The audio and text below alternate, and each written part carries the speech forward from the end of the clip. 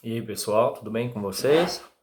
Bom, na última videoaula eu expliquei para vocês as aulas 10 e 11 sobre as enzimas, né? E aí, se você tiver alguma dúvida, se ficou com alguma dúvida, reveja a videoaula e escreva aqui nos comentários que eu respondo assim que der, tá certo?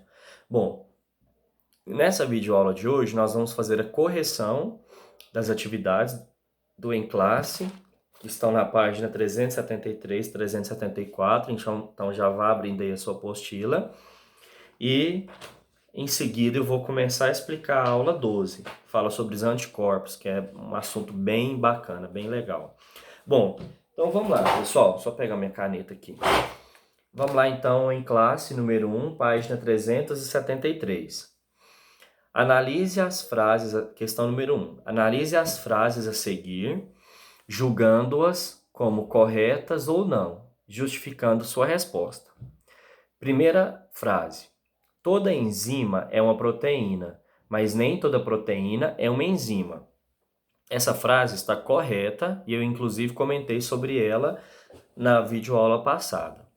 Bom, a enzima é um catalisador biológico e toda enzima é uma proteína. Então, toda enzima é de natureza proteica. Porém, nem toda proteína é uma enzima, porque existem proteínas que são anticorpos, existem proteínas que são hormônios, existem proteínas que são transportadoras de oxigênio, existem proteínas que são estruturais. Então, existem proteínas com funções diferentes, com estruturas diferentes, funções diferentes. Porém, toda enzima é de natureza proteica, tá certo? Próxima frase. Toda enzima é um catalisador, mas nem todo catalisador é uma enzima. Bom, essa frase também está correta. Por quê? Toda enzima ela tem a função de acelerar uma reação química e diminuir a energia necessária para que essa reação química aconteça. Então, portanto, ela é um catalisador, porque essa é a definição de catalisador.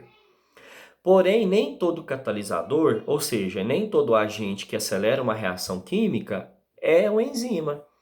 O calor é um catalisador, a superfície de contato é um catalisador.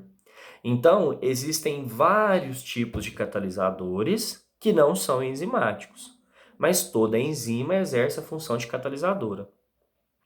Então, as duas frases aí do número 1 estão corretas, tá certo? Bom, questão número 2.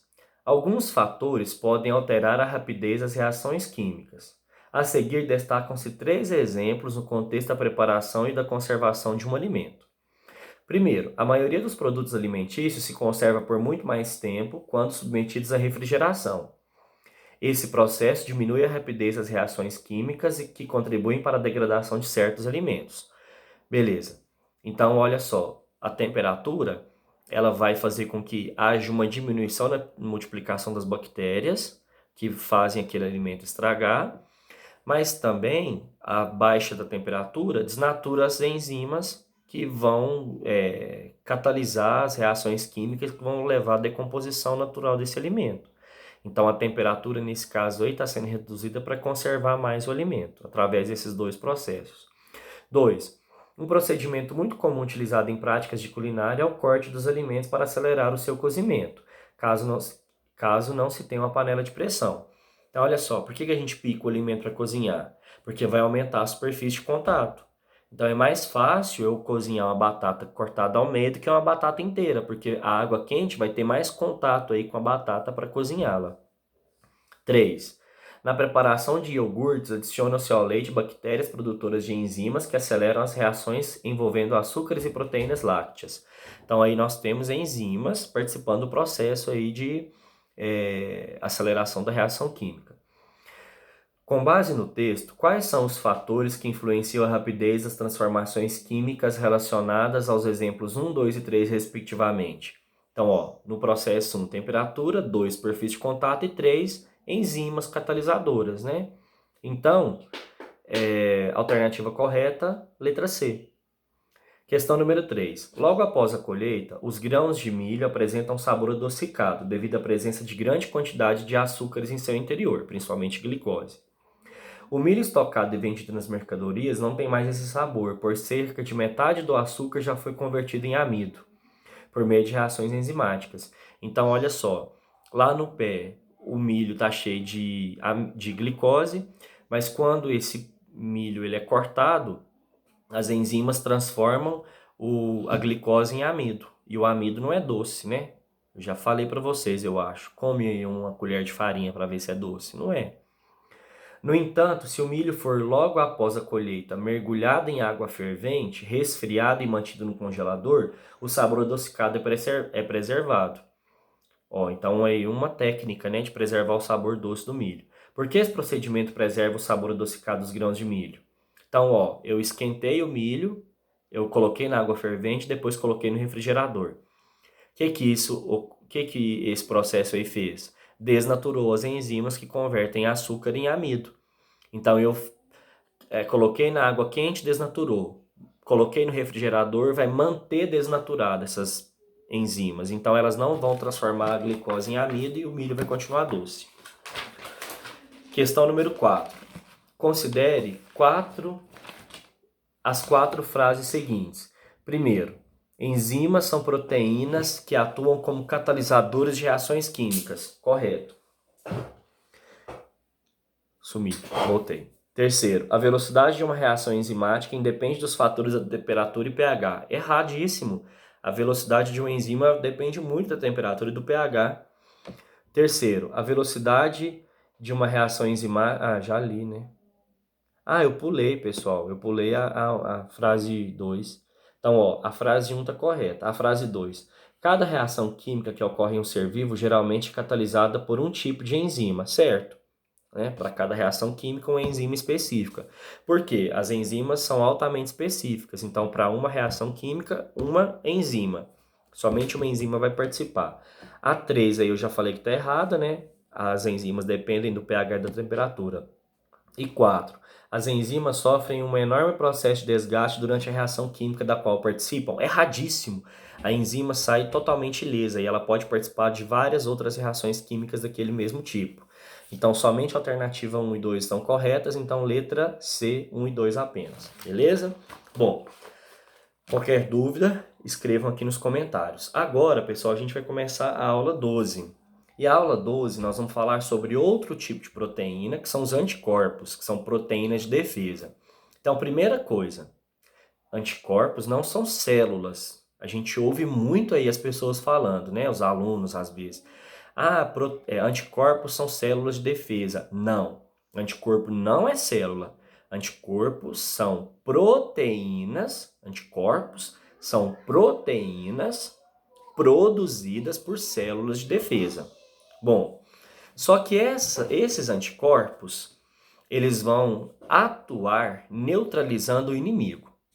Então a gente sempre usa aquele exemplo, né? Os anticorpos são os soldadinhos que defendem o nosso corpo dos inimigos. Só que esse inimigo, a gente vai chamar ele agora de antígeno. Então toda vez que eu falar antígeno, eu estou me referindo a um inimigo, a um corpo estranho. A palavra antígeno vem da união de duas palavras. Anti, quer dizer contrário, e gino vem de gênese. Gênese é origem, algo próprio, algo oriundo do nosso organismo. Então o antígeno é aquilo que não é próprio do meu organismo, é um corpo estranho. E esse corpo estranho, ele pode ser um ser vivo, pode ser uma bactéria, pode ser um vírus, pode ser um verme, um parasita qualquer. Mas um antígeno, ele pode ser também algo não vivo. Pode ser uma toxina, por exemplo, um veneno, né? Uma toxina de bactéria, um veneno de cobra, um veneno de escorpião, uma toxina qualquer. Então, antígeno é o corpo estranho, é o inimigo, que pode ser um ser vivo ou não. Anticorpo é uma proteína que vai neutralizar o antígeno. Então aí, segunda informação importante. O que o anticorpo faz? Ele neutraliza o inimigo, ele neutraliza o antígeno. Ele se liga ao antígeno e vai neutralizar. Só que da mesma forma que as enzimas elas são altamente específicas, os anticorpos também. Então existe uma especificidade muito grande entre anticorpo e antígeno. Um antígeno é neutralizado por apenas um tipo de anticorpo. E um tipo de anticorpo só neutraliza um tipo de antígeno, certo? Por isso, pessoal, que a gente está vivendo aí essa pandemia de coronavírus, do Covid-19. Porque o Covid-19, ele é um antígeno novo, que ninguém tem. Só aquelas pessoas que já foram contaminadas e se curaram, né? Então, toda a população mundial, ela está desprovida de anticorpos contra o Covid-19. Então, quando esse Covid-19 entra no nosso organismo, todos os anticorpos que a gente já produziu ao longo da nossa vida não são específicos para ele, então não neutralizam o Covid-19. O que acontece? O nosso organismo ele tem que reunir informações a respeito desse antígeno novo, desse Covid-19, e a partir daí produzir um anticorpo específico para ele, um anticorpo que serve só para ele. E o nosso corpo faz isso. Só que na primeira vez demora demais. Demora aí por volta de 20 a 30 dias para o nosso organismo reconhecer e produzir os anticorpos. Então, como é demorado, demora até 30 dias, a gente manifesta os sintomas da doença. Porque nesse prazo aí já dá tempo, perdão, do Covid-19 se multiplicar e atacar várias células do meu organismo. E aí então, se várias células estão morrendo, eu vou manifestar os sintomas, que podem ser sintomas mais leves, como de um resfriado, coriza, né, olho lacrimejando, nariz escorrendo, perdão, espirro, tosse, até sintomas mais delicados, né? Mais perigosos, como falta de ar, problemas no pulmão. Bom, mas aí o que acontece? Depois que o nosso organismo entra em contato com esse Covid-19 a primeira vez, nós já produzimos os anticorpos, já temos a receita de como fazer esses anticorpos e na próxima vez que ele entrar em contato com o meu organismo, o meu corpo já sabe, já reconhece aquele antígeno e já produz anticorpos numa proporção muito maior e numa velocidade muito maior. E é tão rápido que não dá tempo de manifestar os sintomas. Então a gente adquiriu o antígeno Covid-19 pela segunda vez, mas nem percebeu, porque não manifestou sintomas, não chegou a adoecer. É por isso que muitas doenças aí a gente só adquire uma vez. Porque eu adquiri uma vez, o meu organismo, ele produziu os anticorpos, produziu uma memória para aquilo, e na próxima vez que esse antígeno entrar em contato com o meu organismo, vai ser tudo mais rápido. Ah, mas por que existem outras doenças que a gente adquire várias vezes ao longo da vida? Principalmente doenças virais, como a gripe, né? O vírus influenza. Porque muitos antígenos, muitos vírus principalmente, eles sofrem mutações. Então, o vírus influenza é um dos vírus que tem a maior taxa de mutação na natureza.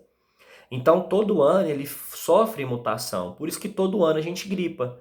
Então, quando o meu organismo entra em contato com aquele vírus da gripe, o vírus influenza, ele está disfarçado, ele não é mais como era antes. Aí o meu organismo não reconhece e vai ter que fazer todo aquele processo que eu vou explicar daqui a pouco.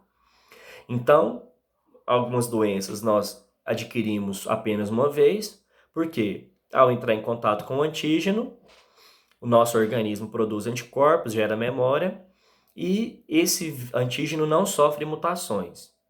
Porém, em outras doenças, o antígeno ele sofre, ele tem uma alta taxa de mutação, e aí ele vai se disfarçando várias vezes e o nosso organismo não reconhece mais. É como se o antígeno tivesse disfarçado, né, mascarado. E o Covid-19 sofre mutações? Nós ainda não sabemos. Se esse Covid-19 ele vai sofrer mutações e quantas mutações ele vai sofrer, qual vai ser a taxa de mutação. Por isso que ainda não dá para afirmar com certeza que cada pessoa vai adquirir coronavírus uma vez só. Pode ser que seja uma vez só, se o vírus não sofrer mutação. Pode ser que seja mais de uma vez, se o vírus sofrer mutação. Por exemplo, a dengue é uma doença viral e existem 4 tipos de dengue. Tem o de vírus tipo 1, tipo 2, tipo 3, tipo 4. Se você adquirir dengue 4 vezes e você sobreviver, nunca mais você vai ter dengue, porque você tem já imunidade para os 4 tipos de vírus. Agora, e se o vírus da dengue sofrer mais uma mutação? Aí são 5 possíveis dengues. E isso pode acontecer, tá certo?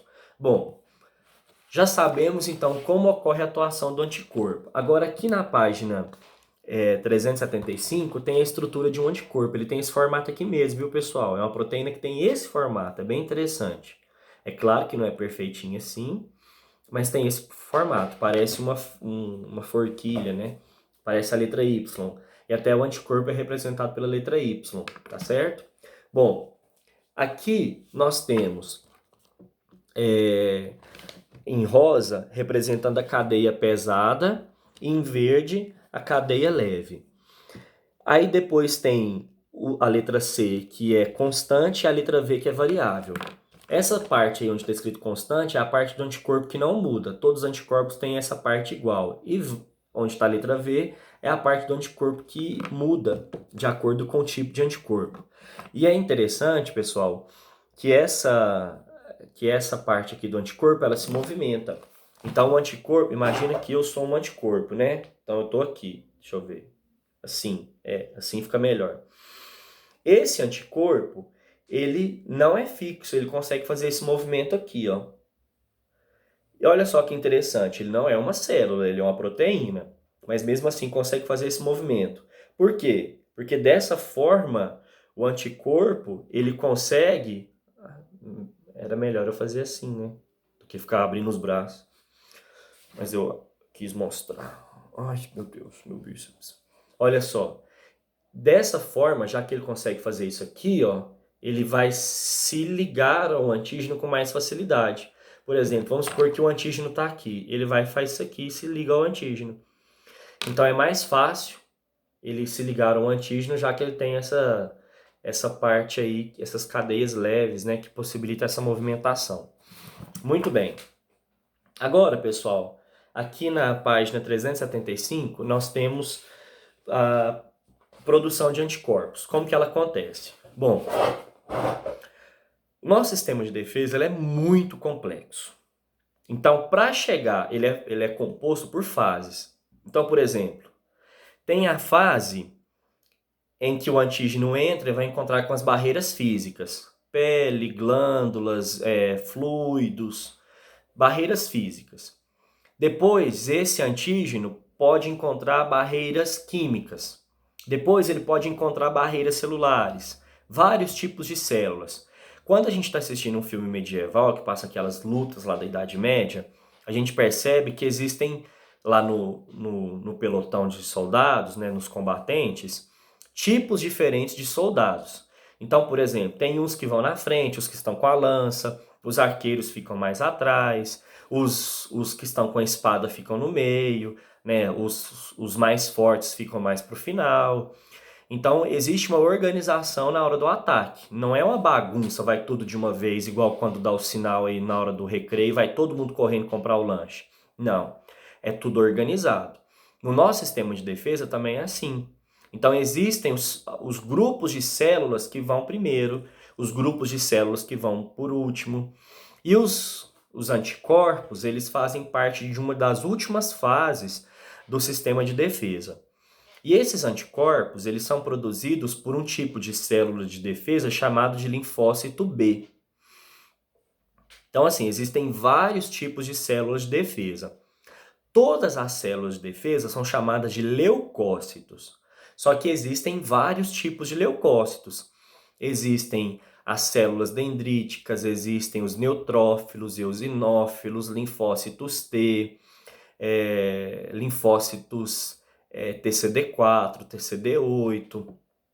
Existem vários tipos de leucócitos, que são células de defesa. Os fagócitos, que são muito importantes. Agora, Quem produz anticorpo é o linfócito B, tá certo? É especificamente esse linfócito. Só que é o seguinte, quando o nosso organismo ele não conhece um antígeno, quando o antígeno é novo, não é qualquer linfócito que vai produzir o anticorpo para aquele antígeno novo. O linfócito que vai produzir o anticorpo para aquele antígeno novo é o linfócito B virgem. Um linfócito B que nunca participou de nenhum processo de produção de anticorpos, porque aquele antígeno é novo. Bom, então imagine o seguinte, um antígeno novo, Covid-19, entrou no organismo de uma pessoa. Passou por todas as barreiras até chegar no linfócito B.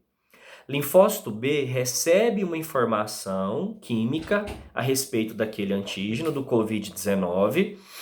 E aí esse linfócito B, ele é um linfócito B que nunca participou de nenhum processo de produção de anticorpos. Ele é chamado de linfócito B virgem. Agora, esse linfócito B virgem, ele tem a função de produzir os anticorpos. Só que antes dele produzir os anticorpos, então imagina que essas duas mãos aqui sejam o linfócito B. Antes desse linfócito B virgem produzir anticorpos, ele sofre uma divisão, ele se divide em dois. Ele se divide em duas células. Então, ó, linfócito B recebeu a informação do antígeno novo. Portanto, é o linfócito B virgem. Esse linfócito B virgem, ao receber essa informação, se dividiu em dois. Quando ele se divide em dois, ele vai formar uma célula chamada linfócito B de memória. Esse linfócito B de memória é o que vai ficar guardado o resto da nossa vida e vai saber tudo sobre o Covid-19 ou sobre qualquer outro antígeno. E essa outra célula aqui, ela é chamada de plasmócito. É esse plasmócito que vai produzir os anticorpos. Então, ó, célula de memória vai ficar guardada para a próxima vez que o Covid-19 entrar em contato com o nosso organismo. E o plasmócito vai produzir os anticorpos. Só que lembrem-se, é a primeira vez que esse antígeno entra em contato com o organismo. Já que é a primeira vez, eu vou chamar essa resposta de resposta primária. Beleza, o linfócito B se dividiu em dois, o linfócito B virgem. Um é a célula de memória, que armazenou todas as informações sobre aquele antígeno, e a outra célula é o linfócito, é o plasmócito, perdão. E esse plasmócito, ele produz anticorpos. Só que como é a primeira vez, ele vai produzir anticorpos numa quantidade pequena. Só que é suficiente para neutralizar o Covid-19. Neutralizou o Covid-19, as outras células de defesa vão conseguir combater e deu tudo certo. O organismo vai se recuperar. Bom, mas agora, depois que a resposta terminou, quem vai estar lá no meu organismo? Célula, linfócito B de memória. E esse linfócito B de memória vai ficar para sempre no meu corpo. Quando ele estiver envelhecendo e morrendo, ele vai lá e se divide em dois, depois se divide em mais dois, para nunca ficar sem ele. Beleza. Agora, essa resposta que eu acabei de explicar é a resposta primária. Agora imagine que passou um tempinho e o Covid-19, esse mesmo, entrou em contato com o seu organismo de novo. Só que agora a célula de memória, ela vai reconhecer facilmente esse Covid-19. Então, quando ela reconhece esse Covid-19, essa célula B de memória, ou linfócito B de memória, o que ela vai fazer? Ela vai se dividir em duas células, ó, célula de memória que estava lá guardada. Ela se divide em duas ao entrar em contato com aquele antígeno novamente. Essa célula é uma célula de memória, linfócito B de memória, e a outra célula é um plasmócito. O que o plasmócito vai fazer? Produzir anticorpos. Só que agora ele vai produzir uma quantidade muito maior. E além da quantidade ser muito maior, essa resposta ela é mais rápida. Porque agora a célula de memória já está pronta, ela não precisou ser fabricada, passar por todo o processo de reconhecimento, análise química, ela já tem as informações. Então o que vai acontecer? Ela vai produzir, ela vai se dividir essa célula de memória em duas, em uma outra célula de memória e em um plasmócito. Plasmócito vai produzir os anticorpos numa quantidade muito maior. E aí, então, esses anticorpos neutralizam o antígeno antes dele manifestar a doença. Isso tudo, pessoal, está aqui nesse esqueminha. Bom, só que esse esquema aqui, ele está melhor. Olha só o que a gente tem. Eu tenho aqui a resposta... Opa, escureceu tudo. A resposta primária. Ó, a resposta primária, ela é mais demorada. E ela produz uma quantidade bem pequena de anticorpos. Ó, os anticorpos estão sendo representados por esses tubinhos aqui, ó, amarelos.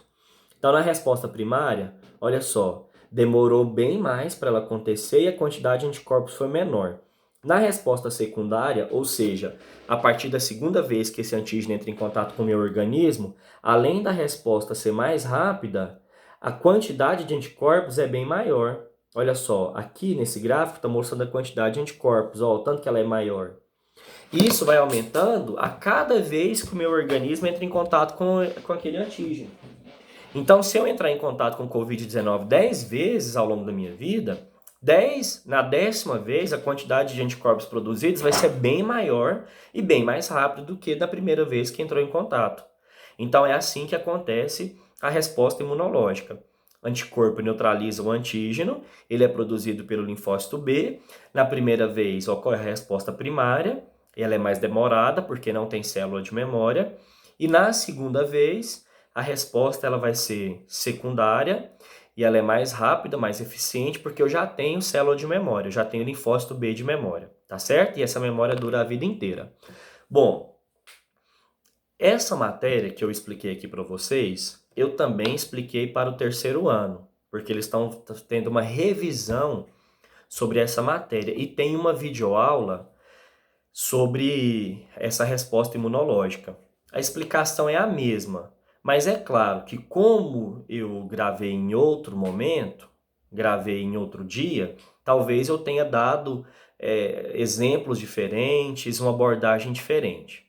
Então, se vocês quiserem complementar essa videoaula, procure aqui nas minhas videoaulas anteriores, a videoaula do 3º ano, onde eu explico essa resposta imunológica. Só que eu já deixo o alerta. Nessa videoaula que eu expliquei para o 3º ano, eu expliquei também o que está na aula 13 de vocês, que eu não expliquei hoje, aqui nessa videoaula. Então, talvez até seja melhor vocês esperarem, pensando bem aqui, é melhor vocês esperarem eu explicar a aula 13 para depois assistir a videoaula do 3º ano, para complementar os estudos, tá certo?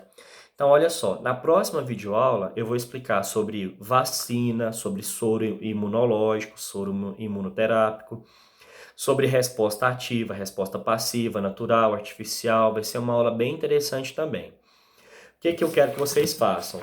Os exercícios referentes à aula 12, o em classe da página 376 e 377. São só 2 exercícios, bem facinho. Além disso, façam a tarefa mínima, plural e tarefa complementar, tá certo? Qualquer dúvida que vocês tiverem, escrevam aqui nos comentários que eu respondo, tá bom? Então, um grande abraço e tchau.